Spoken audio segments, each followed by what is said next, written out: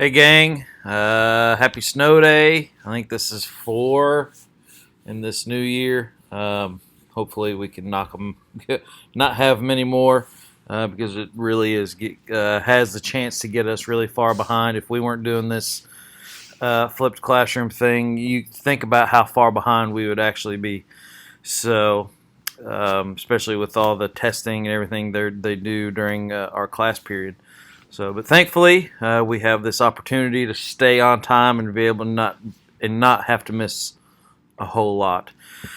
We're going to continue with kind of what we were talking about on Friday, as we were talking about emotions. I think the last thing we talked about is why we have emotions. If you're following along with the PowerPoints that I've uploaded, I think we're going to do slides 68 through 97. It sounds like a lot, but a lot of them they're just pictures on them, and you'll see what I mean when we get there. So this may be a little bit longer than normal because we didn't get to as many slides on Friday as I wanted to because of the delays and because of the testing and just, and plus I talked about the experiments. I hope your all's experiments are going well with your rack experiment and your provoking emotions experiments. Please stay on those. I'd like to still have those on Friday if possible because of the snow day, because we didn't have school yesterday with MLK Day and then snow day today, and I'm guessing we may have a snow day tomorrow. I don't know. It's 11 a.m.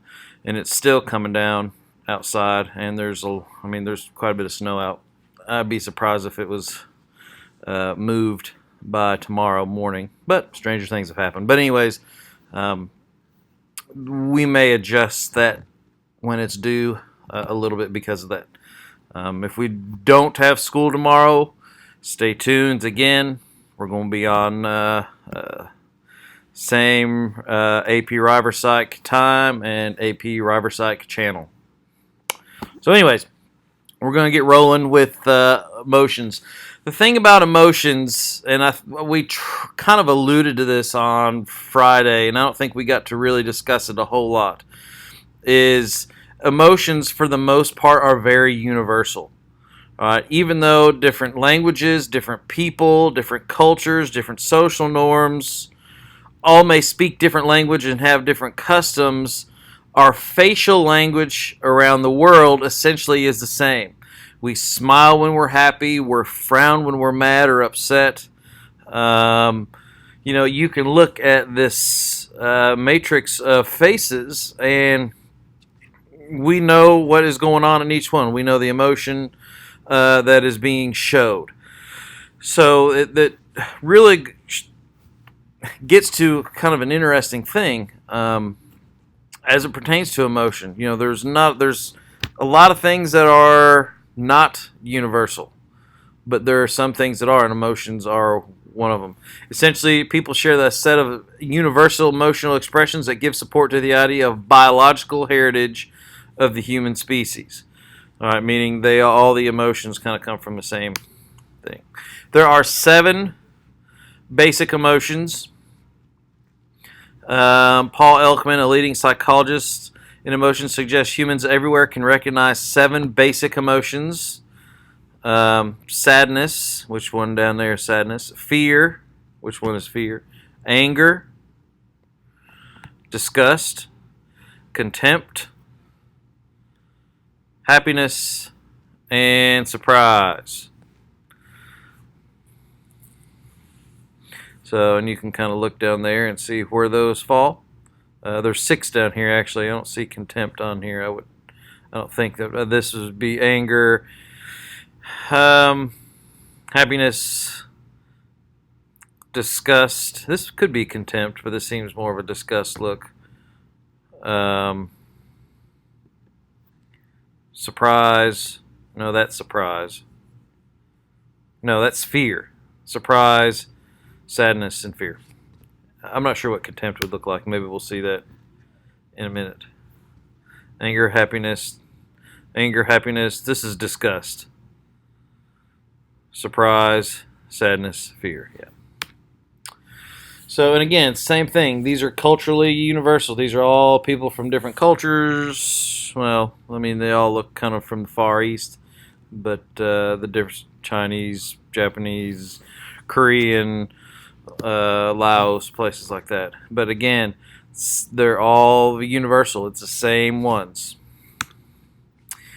But what's interesting, and this is fairly important, it's something to make sure we know, is that infants show this as well. So this is something that's, you want to talk about universal. Even young kids see this. Happiness. This this is probably more like I don't know about you. Surprise. This is disgust. Sadness. Fear. So y'all kind of get it. According to Elkman, the 7 emotions are universal, but display rules vary greatly depending on the culture. So although the emotions are the same, how they're displayed a lot of times is different. Think about, he defines display rules as permissible ways of displaying emotions in a given society. Think about some of the very masculine-centered societies where you're not supposed to show pain. All right, things like that. So societies where and I don't know if this happens or not, but societies that walk across hot coals and are not supposed to show pain, or the societies where where they put pins and stuff through the lips. Again, you not show pain, can't show pain. The Vikings, think about the Vikings and the Blood Eagle, where they would break the ribs off the spine and then pull the lungs out and set them up on their shoulders. And in order to get into Valhalla, they had to not show pain or not make any sounds. And then that's different where today, it's like in Western culture, American society, where showing of emotions are encouraged by both males and females. So, although the point is the emotions are universal and the facial expressions are generally universal, when you're allowed to show those is very different. So I'm going to go through these real quick. These are pretty much the universal ideas of what each one of these emotions are. With anger, narrowing of the lips, eyebrows are kind of down and together, and eyes glare. Hopefully you don't see that from me very often. Contempt, lip corner tightened and raised on only one side of the face. You might see this from me every once in a while. Usually right before I say, "Are you serious?" So apparently that's my contempt look. Disgust, nose wrinkles, and upper lip is raised. Oof. When I hear your all stories, some of y'all that like to tell in class, you might get this look. Fear, eyebrows raised and pulled together, raise upper eyelids, tensed lower eyelids, and lips tightly stretched horizontally back to the ears. I don't know. I'm not scared a whole lot. Maybe if somebody comes down and makes a loud noise in the basement or something, I might show that face. But fear is not something that's easily recreated without there actually being that there. Happiness, hopefully this is what most of you all see from me. Crow's feet wrinkles, pushed up cheeks, movement from muscle that orbits the eye. This is one of the ways that people will actually show the difference between a real smile and a fake smile. Is that in a real smile, it involves the eyes, whereas a fake smile does not. Can you tell the difference? Maybe you can. Sadness generally has a drooping upper eyelids, losing focus in the eyes, a slight pulling down of the lip corners. Again, that's another one that's hard to do without actually being sad. So I don't know if I can give you a good example of that. And surprise, eyebrows raised, eyes widened, mouth open. Surprise is different than fear. I think fear is a little more is a longer lasting emotion. Whereas surprise, you're surprised for a minute until you're no longer surprised by it. I tell you what, I don't know if any of y'all watched the Vikings Saints game the other night, but with that touchdown, with time expiring, I had this look on my face. It was insane, and I couldn't believe it. Could not believe it. So that's a good example of surprise. Reading emotion. In addition to being universal, the ability to read facial expressions is also ageless. All right, toddlers can read it, and infants can read it too. Psychologists think children as young as 5 years old have the same ability to recognize emotion on a person's face as an adult does.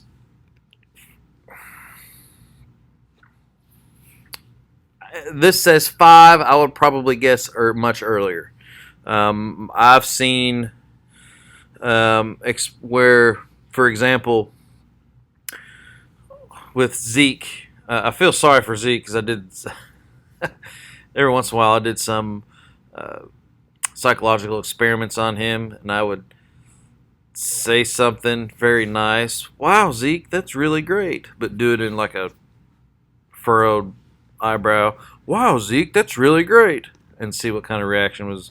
He reacted more to the facial expressions than he actually did to the voice and the mouth. So I think they can read facial expressions much earlier than 5. But that's just me. Expressing emotions. Emotions also give off involuntary movement, which are difficult to conceal. But, things like lifting the inner part of your eyebrows reveals distress or worry. Eyebrows raised and pulled together show fear. What's the difference between a fake smile and a real smile? I just told you all that. The eyes. Genuine smiles last typically less than 5 seconds and are activated by muscles under the eyes. So there you go. While we can recognize Elkman's 7 emotions, most of us can think of others like greed, envy, regret, optimism, things like that. Psychologist I think he's a psychologist, by Robert Plutchik, suggests that rather than 7, we have 8 primary emotions and 8 secondary emotions. He depicts his emotion in an emotion wheel, very similar to what we remember on the color wheel. With anger and fear being opposites, joy and sadness being opposites, anticipation and surprise being opposites, and disgust and acceptance being opposites. More complex emotions occur when pairs of adjacent emotions combine. For example, love is a combination of joy and acceptance. Acceptance and fear creates, according to him, submission. Fear and surprise creates awe. Sadness and surprise creates disappointment. Disgust and sadness creates remorse. Anger and disgust creates contempt, which is different. One of the other guys said that this is, Elkman has 7 emotions, whereas as a major one, or has contempt as one of the 7. Anger and anticipation is aggressiveness. Anticipation enjoys optimism.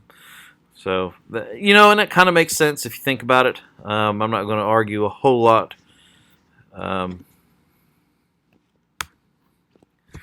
Men and women are, in our culture, and by the ours I mean Western U.S. culture, on average, women are viewed as far more emotional than men. This is may be the result of 2 factors: biology and culture. And culture may be the bigger of the 2. Boys and girls learn different lessons about emotion and emotional control. I would probably say, well, let me finish this and then I'll give you my thoughts. Boys are largely taught to hide emotions that may be seen as weakness and are praised for emotions that show strength and dominance. girls are taught the exact opposite. I think this was the norm probably 20, 30 years ago. But from what I have seen, probably within the past 20 years, 15 to 20 years, and more so, maybe even the last 5, there's been a large concerted effort to stop this. There's been a large effort to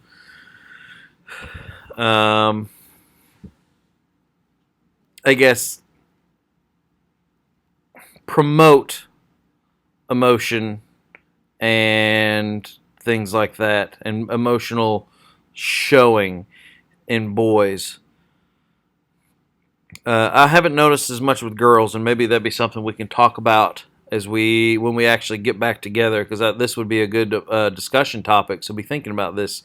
What's your all's experience with this, and how much of it is biology, how much of it is culture, how much of it is your parents teaching you what you need to do and say and react and show, versus what does your peers, versus what does just society in general. I think it'd be a good discussion to talk about when we do come back.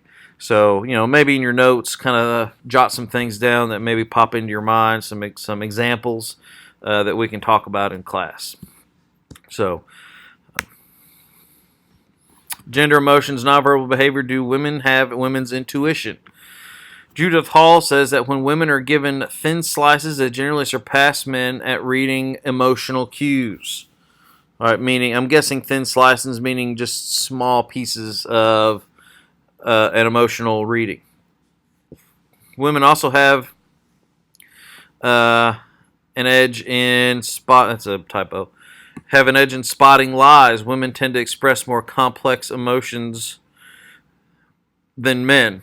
And again, that is this. The question is this biological? Is it cultural? Or is it a little bit of both?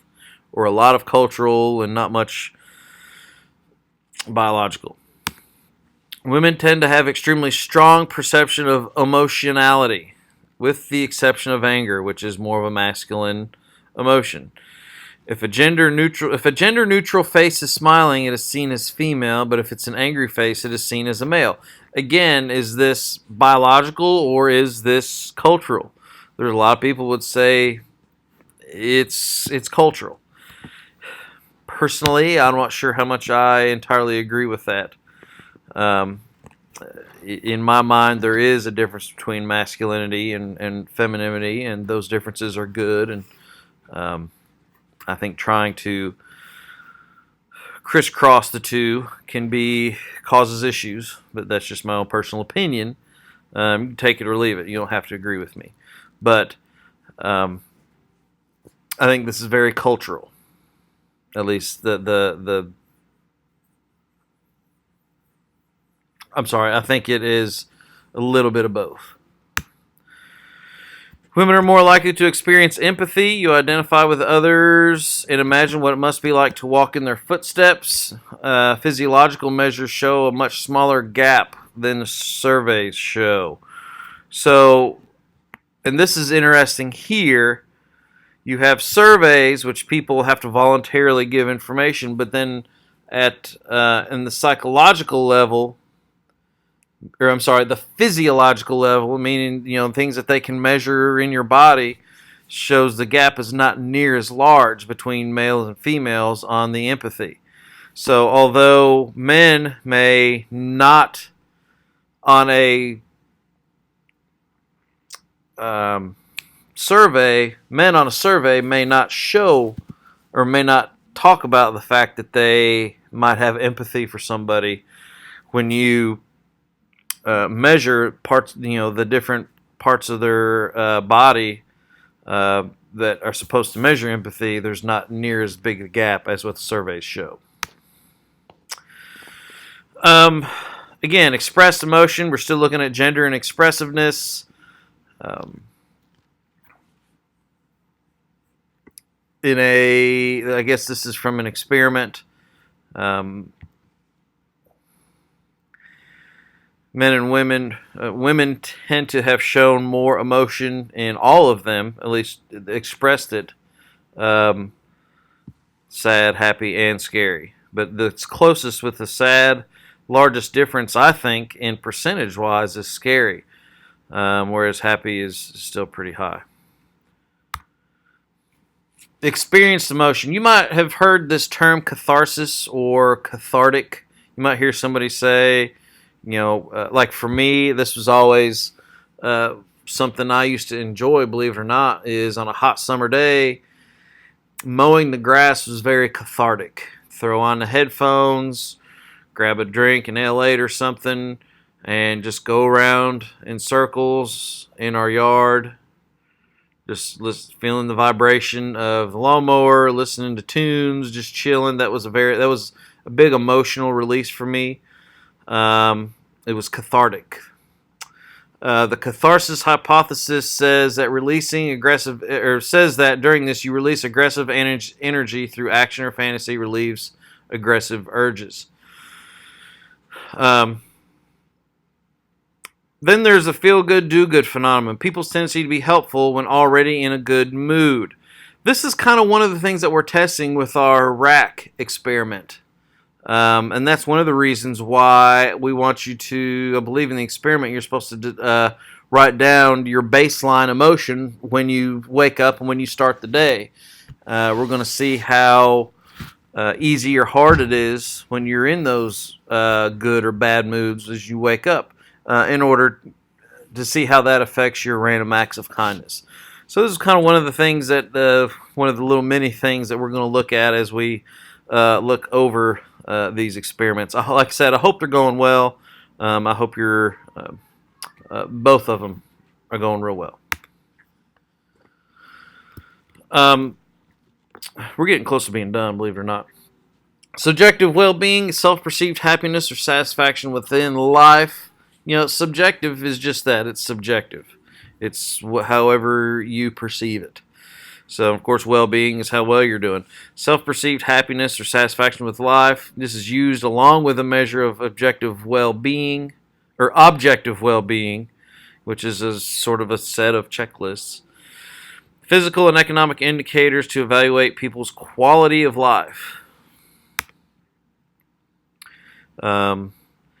Generally, and this is how our emotions change throughout the day. You can agree. Take a look at this. Maybe pause this and take a look. See if you understand what it means. Basically, it says you get into a better mood throughout your entire day up until about the time you're awake. You've been awake 7 hours. So if you wake up at 6, so 7 hours after 6 o'clock, so that'd be 6, 7, 8, 9, 10, 11, 12, 1, 2, 1 o'clock. Around 1 o'clock, you're going to be in your most positive mood, or you're going to have your most you're going to have the most positive emotions. And this is interesting here. After about 12 hours is when your negative emotion peaks. So, and actually, you'll notice it's real close to the same. So, between positive and negative. So that if you woke up at 6, then it'd be about 6 in the evening. That's when a lot of you are probably at home after school, either doing homework, or maybe you've been with your parents for an hour or so. Maybe they're starting to get on your nerves. Maybe you sense that. Maybe you agree with this. Maybe you don't. And that's, again, why that one of those experiments has you doing sort of like an emotional log throughout the day to see how your mood changes. This is I think we've seen this before about how experienced emotion does money buy happiness. As personal income goes up, there's a certain point where you are no longer very happy. Once you get to about 8 or 9, about 30% are going to describe themselves as very happy. And of course, this changes by year. This is an interesting graph. Again, pause this and sort of just take a look and see. Remember on this side, you've got average per person after-tax income in $1995, and then here's your years. So this is a change over time.